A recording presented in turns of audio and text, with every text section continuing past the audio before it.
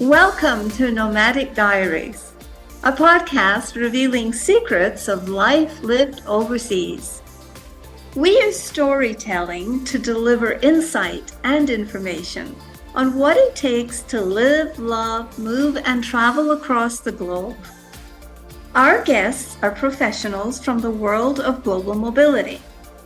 We hope that by opening their diaries to share their wisdom, that you, our listener, can benefit and enjoy more ease and grace in your expat life abroad. Hi, everybody, and welcome to Nomadic Diaries. And we have a very special podcast that we are bringing you today with our wonderful guest, Dorothy Wallstein. Dorothy was born in the US and then lived in California. And while she was in California, became very in tune with yoga, herbalism, homeopathic medicine. And eventually she studied acupuncture, diet, and nutrition. She has had a stellar career, which has taken her from the US to the UK, where she was for 27 years. She worked and founded a homeopathic college in Newcastle, which is in the north of England. So she has had an amazing career and is someone who has learned to create meaning through just being present and serving others. She also, in her second career, which is kind of amazing, she became an international consultant and asked the question, how do you have a healthy human system? And she decided to move into the subject of mergers and acquisitions, which is such a chaotic, stressful place to go, Dorothy. We just are glad that you're willing to speak to our audience and our listeners here today on Nomadic Diaries. So welcome. Thank you. Happy to be here. Good.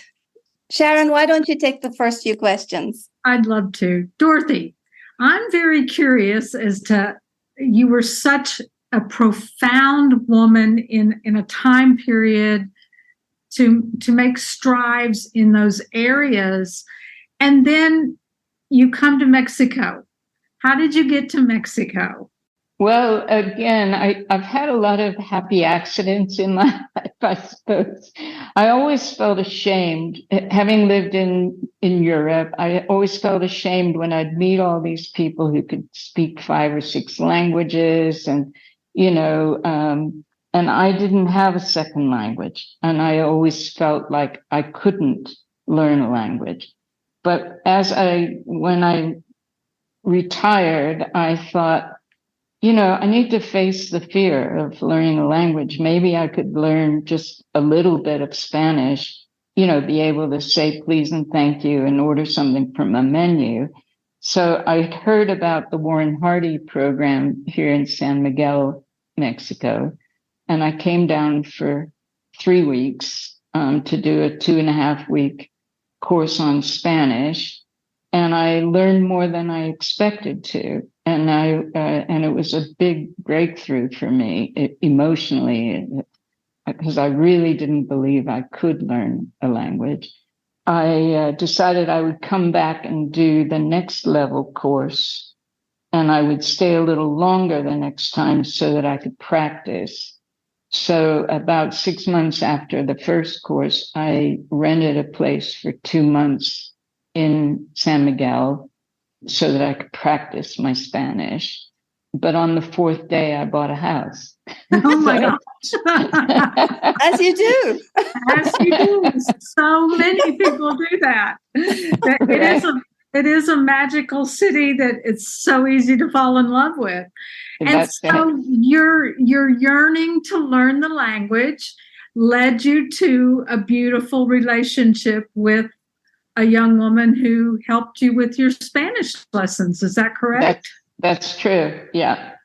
I met this young woman in her 30s, and she was willing to speak to me in Spanish and correct my Spanish. She wasn't really a Spanish teacher. I started meeting with her on a weekly basis. and, I've continued to meet with her now for about 3 years, I think. And we have breakfast together every week, and we speak Spanish for 2 hours. And you've formed a beautiful friendship. And she's become almost like a daughter. And she's a wonderful young woman who's just completed her nursing training. And she's a single mom, and she's just great. She's a wonderful young woman. And for me, it's been very meaningful to build this relationship because she reminded me of my younger self, I think. I had some similar difficulties in my youth, and could have done with support. And she, to me, seemed very deserving of support, and I was able to help her with her tuition and her books and her stethoscope, and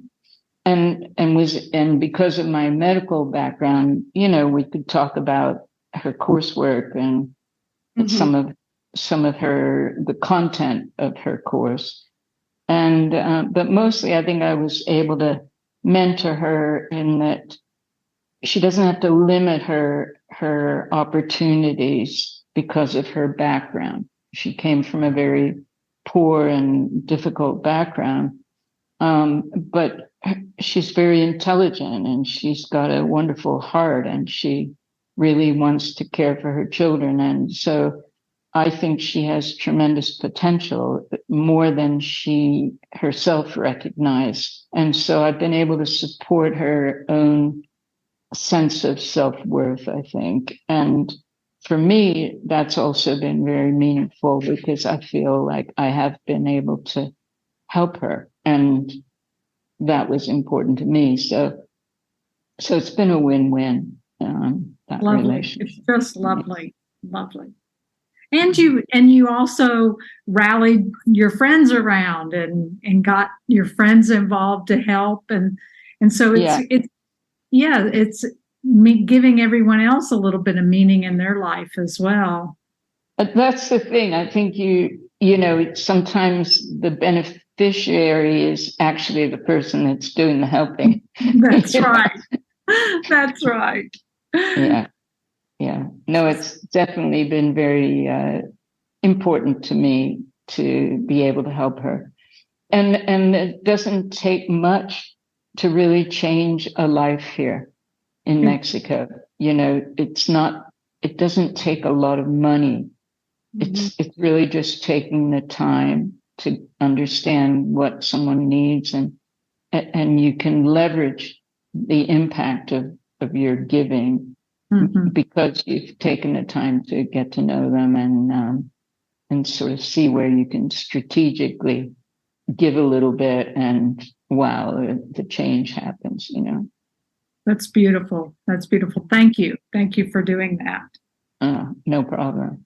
So I feel like I would like to ask you a little bit more about if our listeners are interested in launching a life overseas, could you talk to them a little bit about the difference in the experience of giving here as opposed to giving through charities and a sort of a dispassionate fashion or a transactional fashion as we sometimes do in the States?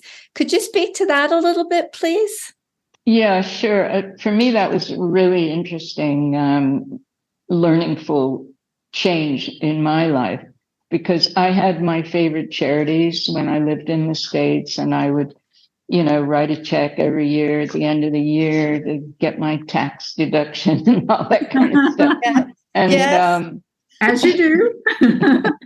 And, but I never really was sure that it made any difference. I'm sure that it does. You give to Oxfam, or you give to different charities, and you try and look at their records, like what percentage of the money goes to the actual project and all that. And you try and choose wisely where you put your money. But it's still like arm's length removed. You don't actually see someone's life change. Yes. And whereas in Mexico, your people all around you need support. And there's like this young woman, getting to know her and getting to know the challenges she had in her life. I was able to help her fulfill her dream of going to nursing school. And it really didn't cost very much. And now she's just completed her training. She's going to have a job with a salary that she would never have been able to get. And she'll be able to support her family in a way that makes me feel very gratified. That was, the return on investment is huge. Yes. And I know I've made a difference. I know that she'll go on and make a difference. She's going to be an amazing nurse. And that's just incredible. That is wonderful. I have lived in other countries like you. I remember living in Cameroon. There was a lot of poverty there. And then I lived in Dubai. We didn't actually see the poverty there. But when I think about Mexico, it seems to me that the Mexican community, as you take the time and get to know people, they are a little more open, a little more willing to come alongside us. Is that true, or is that just a perception that I have? But it seems like they're willing to open up to us over a period of time in a way that some other cultures who have great disparate poverty levels don't. I think I share that perception. But I think it's not just around poverty or anything. I think it's about meaning. Their culture, they value meaning. They value, yes. They don't care where you went to school, how much money you make, what your career is.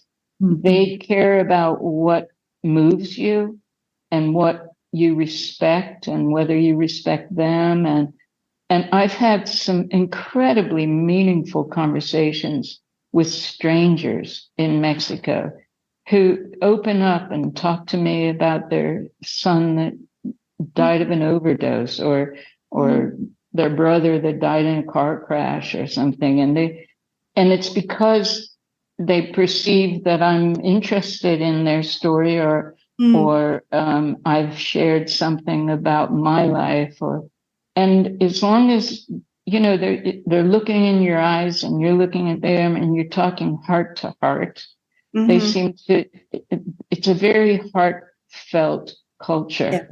Yes. And so if they can come alongside because there's a empathy of hearts. And one time I asked a Mexican, why are you so kind to people from the United States when, we stole half of your country or 2/3 of your country? Yeah. And they would say, well, we have corrupt politicians too. We understand. We don't blame you for what your politicians do. And it's just like, we're all in it together. Yes. They don't blame, even though we come down here and maybe don't always respect them as much as I think we should. They don't hold us accountable for our politicians. They just don't. Isn't that wonderful? We all just want to be seen and heard and loved and respected, Right. Yeah. And that's what matters to them. I just don't ever feel that they're worrying about, oh, well, do you drive the right kind of car? Or, the way in America, people are so concerned with that, I had an experience yesterday that maybe you're sort of reminding me of. We went to a restaurant and we hadn't been there for maybe a year, more than a year. And there's a new mural on the wall in the restaurant. And it was a picture of sort of a road going up to heaven. And when you talk about meaning, there were on this big wall, they had photographs of all these people who had been bikers, men and women. And they had all passed away like in the last several years, maybe 2 years since 2020. So when we asked the young man who is the son of the owner of this restaurant, are these your friends? And did they all die in bike accidents? Or tell us about the mural. And he doesn't speak a lot of English, and we don't speak much Spanish, but between the three of us, we managed to get this lovely story. And he pointed out a girl who had passed away from cancer, someone else from COVID, but the remainder of them had been killed in biking accidents. And he's a big biker. He has 2 or 3 bikes. He let John try on his helmet and everything. And it was just, it was just easy and delightful. And all we had to do was ask a couple of questions and wait a minute. And they were very forthcoming. Right, exactly. That's what I found, especially around Day of the Dead, where if you just ask about a picture on somebody's altar, they'll tell you the whole story. And even where you'd think, certainly in America, maybe people would be reluctant to tell you that they committed suicide or that they died of an overdose, or they're open. They tell you what they've dealt with and what their loved one dealt with, and it's a privilege to witness that and to listen to them. It's very humbling, I think. It seems like it's very judgment-free. They're willing to share without judgment or without preconceived notions, or they're just willing to put it out there. Do you have a perspective of how that culture has evolved? It's because it's interesting living here in this multicultural soup in San Miguel, because we have the influence of the indigenous people. And then we have the influence of the Catholicism. And as one of my Mexican friends says, oh, my mother-in-law practices Catholic voodoo. Right. Do you think that's part of it, Dorothy? Because you're someone you've been in the industry working with homeopathic medicine, which I'm imagining has a very strong connection to indigenous herbology and indigenous processes for health keeping. Is that true? Not actually homeopathy. Homeopathy started in Germany, and it's Western medicine. It's not indigenous medicine, but it does use many of the herbs that have been used traditionally in herbal medicine became also used in homeopathic medicine. And so I do know a lot about herbal medicine and so on. But I think in terms of with homeopathic medicine, we look at the whole person and the mental, emotional, psychological aspects of a person, or if we use the word spiritual aspect, those come into the diagnostic understanding of the whole person. And so when we prescribe for people, whether for rheumatoid arthritis or asthma or whatever it is, we also look at those aspects of the person when we prescribe. So I think, yes, that's something that interests me and is part of a holistic diagnostic practice. So I don't know. I think in Mexico, they have a fascinating history. They were occupied and enslaved for 300 years or something. It has had a very deep impact on their culture and their cellular memory, and I think it's made them very humble and kind and community orientated. They help each other. They're very tight. Like during COVID, they were so protective of each other. There wasn't all this, why should I wear a mask? It was like, no, we want to help our community. We want to protect our community. So it's very different. And yes, I'm sure you're right. I can't pretend to understand their history. The more I learn the language, the more I hope to get under the skin of the culture. But I know I'll never really totally understand it. Yeah. And so do you think it's healthy to live here, or do you have a perception that it's a little healthier to live here or not? Because I kind of have that perception. I think it obviously comes down to your own lifestyle choices and whether you smoke and drink and eat the wrong foods and everything. But I think there's an opportunity to have a healthy life here for sure. We have a wonderful climate. We have year-round fresh vegetables and fruit that are grown nearby, and so I really do think you can have those basic requirements of health. Plus, we're away from all the crazy stress in the United States, all the mass shootings and the very crazy things that are going on there. Just the media, just the stress media creates, that you need to take all these drugs and you need to do this and it's great. Yeah. I really truly think that it will extend our lives.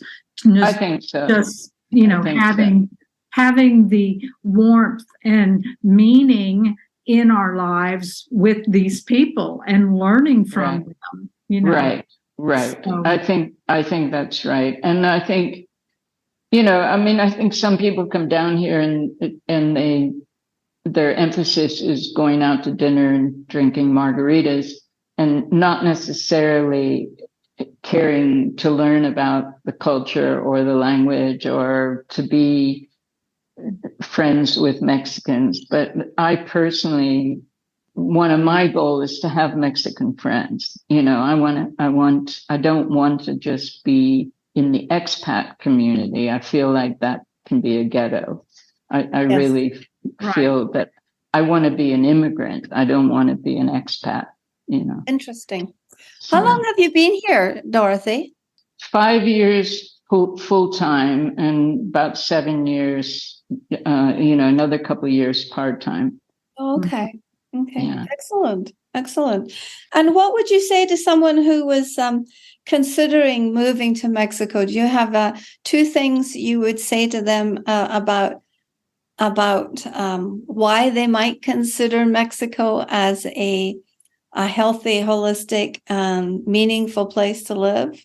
Well, it's certainly been that for me. I can't, everybody has different priorities, but I feel for me, I'm a vegetarian. I wouldn't want to be somewhere that didn't have a long growing season. I appreciate fresh fruits and vegetables in my diet.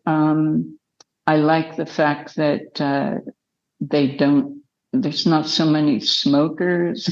It is, but Mexico has plenty of problems, and there's plenty of pollution here. There's plenty of corruption, as there is, of course, in the States.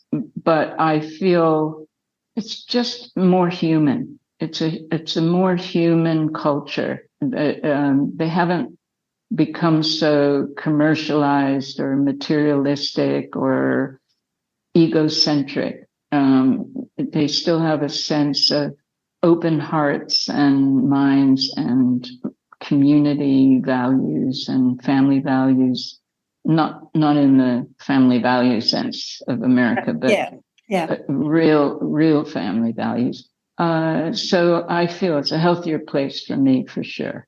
It's less stress. It's not that I retired and moved to Mexico. I was already retired, so it wasn't Mhm. that wasn't the change, but I do feel I have less stress here.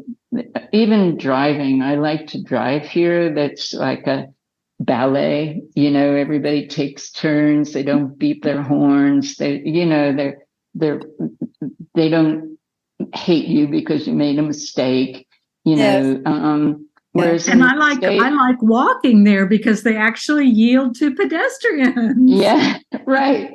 And when I drive in the States, I feel like it's automatically stressful. You've got to stay in your lane and you've got to obey the signs. And I don't know, it just feels like if you make a mistake, everybody's going to honk at you. And, it's just different.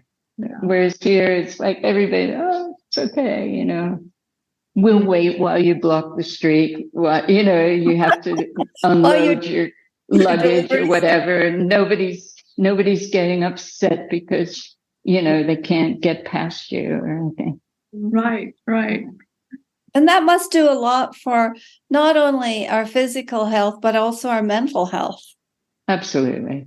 And the other thing is you can afford, like my young nursing friend, I mean, she's so kind and she appreciates me as a person.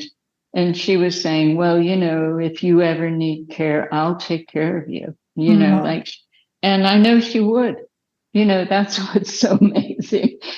and if you do need health care here, it's very affordable and it's very good. And I know people who have put their parents in care homes and things down here, and it's affordable and it's excellent. And again, it's excellent because of their hearts. They really, the people who work in those homes care about the patients. They really respect them. And I've heard such good stories about people who've put their parents in homes here, Excellent. Well, I think that this would be a good place to wrap up. Do you have any other questions, Sharon?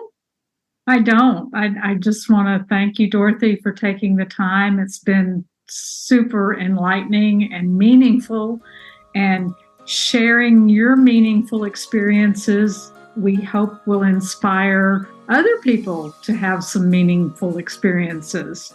Well, I hope so too. And thank you. It's been a pleasure talking to you both. Right. Well, thank you, Dorothy. We much appreciate it. And listeners, please, if you enjoy this episode, if you could share it, like it, subscribe, we would be so jazzed and so excited. And thank you for your time, Dorothy. And thank you, listeners, for listening. New episodes every Tuesday are released, so watch for Dorothy. Thanks. Bye-bye. Bye.